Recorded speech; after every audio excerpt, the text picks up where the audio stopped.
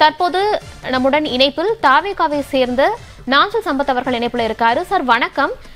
நீண்ட நாட்களுக்கு பிறகு விஜயனுடைய பரப்புரை அப்படிங்கிறது ஏற்பாடு செய்யப்பட்டிருக்கு. என்ன மாதிரியான விஷயங்களை இன்று விஜய் பேசுவாருங்கிற ஒரு எதிர்பார்ப்பு இருக்கிறது?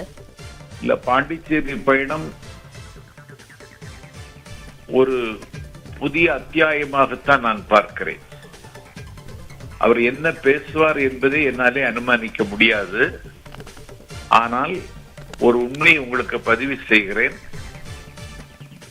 தமிழியக்கம் கண்ட பாவேந்தர் பிறந்த மண்ணில் விஜய் இன்றைக்கு கார் எடுத்து வைத்திருக்கிறார். உப்பளம் கடற்கரையில் தாவேக்கா என்கிற கப்பல் இன்னைக்கு நங்கூரம் போட்டு நின்று கொண்டிருக்கிறது. அவர் என்ன பேசுவார் என்பதை விட பாண்டிச்சேரி அரசியலில் மக்கள் திலகம் எம்ஜிஆர் 1977 தமிழ்நாட்டின் முதலமைச்சராக பொறுப்பேற்றார். அவர் தமிழ்நாட்டில் ஆட்சியை பிடிப்பதற்கு முன்னால் அதிமுக ஆட்சி அமைத்த இடம் பாண்டிச்சேரி. அன்றைக்கு முதலமைச்சராக முடிசூட்டப்பட்டவரின் பெயர் ராமசாமி. இன்றைக்கு அதிமுக பாண்டிச்சேரியில் இல்லை. அதனுடைய கணக்கை தொடங்க பிஜேபி கட்சி அனுமதிக்கவில்லை. பிஜேபி என்கிற பிசாசு இன்றைக்கு அதிமுகவை அங்கே அழித்து விட்டது. நியமன உறுப்பினர்களை நியமித்து அங்கே ஒரு போலித்தனமான ஆட்சி அவர்கள் நடத்தி கொண்டிருக்கிறார்கள். மக்களுக்காக நடைபெறுகிற ஆட்சி அங்கே அமைவதற்கான சாத்தியக்கூறுகள் இல்லை. இப்பொழுது தாவேகா தலைவர் விஜய் அங்கே சென்றிருப்பதன் மூலம் மக்கள் திலகம் எம்ஜிஆரை போல பாண்டிச்சேரியிலும் விஜய் கட்சி, அதாவது தாவேகா கட்சி ஆட்சி அமைக்க போகிறது. அதற்கான தேவை வந்திருக்கிறது. நீண்ட காலமாக பாண்டிச்சேரிக்கு மாநில அந்தஸ்து கேட்டுக் கொண்டிருக்கிறார்கள்.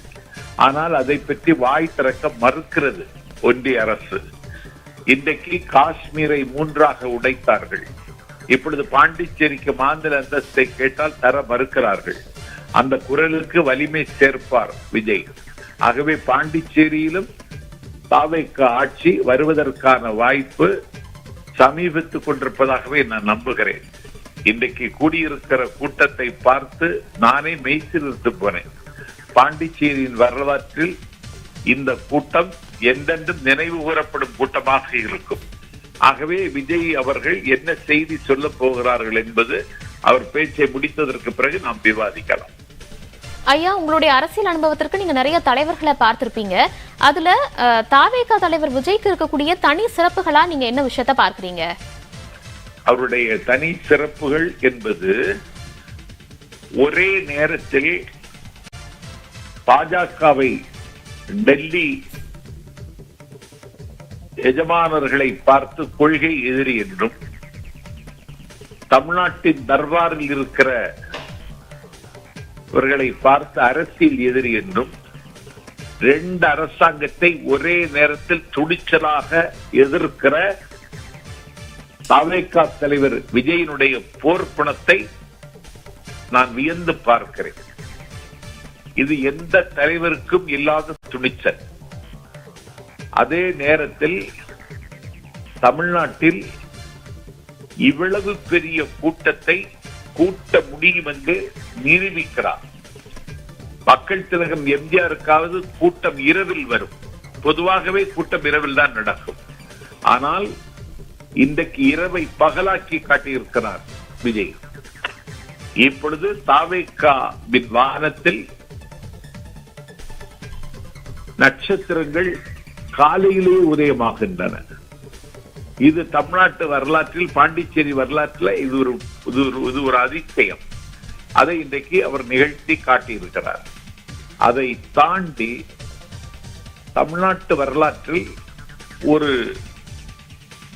வியக்கத்தகுந்த மாற்றத்தை, ஒரு மாற்று அரசியலை முன்னெடுத்த வைகோ தோற்றுப்போனார்.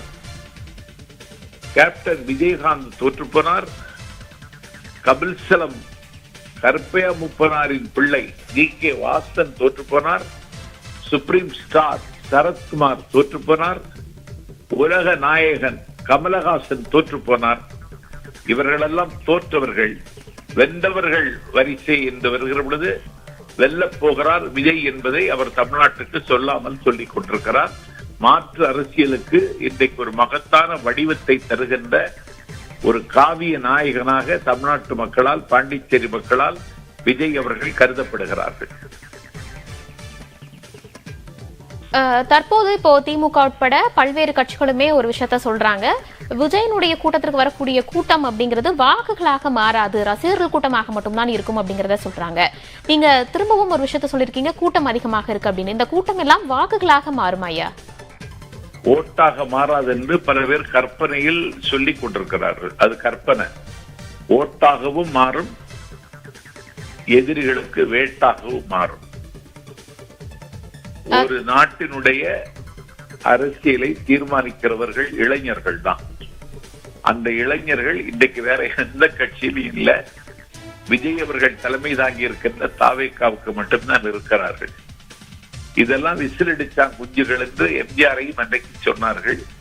அந்த விசிலடிச்சான் குஞ்சுகள் தான் 13 ஆண்டு காலம் எம்ஜிஆரை தமிழ்நாட்டில் முதலமைச்சராக உட்கார வைத்தார்கள். இன்றைக்கு விஜயினுடைய தம்பிகளை அணில் குஞ்சுகள் என்று சொல்லுகிறார்கள். இந்த அணில் குஞ்சுகள் தான் தமிழ்நாட்டின் அரியாசனத்தில் விஜயை அமர்த்தப் போகிறார் என்பதை நாடு பார்க்க போகிறது. புதுச்சேரியை பொறுத்த வரைக்கும் புதுச்சேரி முதல்வர் ரங்கசாமி அவர்கள் பாஜக கூட்டணியில அங்கம் வகிக்கக்கூடிய ஒரு நபராக இருக்காரு. இந்த நிலையில தாவேகா பொதுக்கூட்டம் அங்க நடைபெறக்கூடிய நிலையில பாஜகவை எதிர்த்து விஜய் அவர்கள் பேசுவார்னு எதிர்பார்க்கலாமா? எதிர்த்து பேச வேண்டும் என்பது என்னுடைய விருப்பம். எதிர்த்து பேசுவாரான்னு தெரியல. அது ஏன்னா சப்ஜெக்ட் அவங்களதான் பேசணும். என்ன கேட்டா என்ன பேச போறாருன்னு என்னால அனுமானிக்க முடியல. இணைப்பில் இணைந்து விரிவான தகவல்களை தந்தமைக்கு நன்றி ஐயா.